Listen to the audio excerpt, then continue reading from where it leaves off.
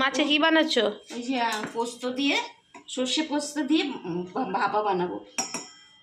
সর্ষে আর পোস্ত আছে এর মধ্যে।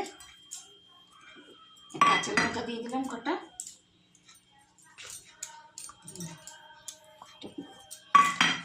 পোস্ত আর সর্ষে মধ্যে হলুদ দিলাম,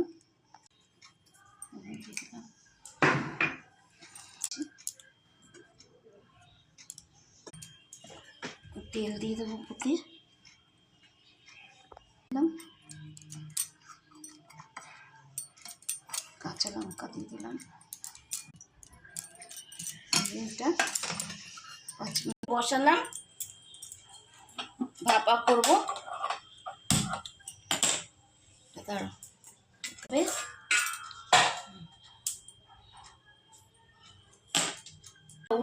জল দিয়েছিলাম, এবার উঠাচ্ছি। এটা জল এর থেকে উঠাবো। একটু 5 মিনিট পরে খুলছি, ঠান্ডা হোক। ভাপা হয়ে গেছে, হয়ে গেছে। মাছের ভাপা শসা দিয়ে ভাপা বানিয়েছি।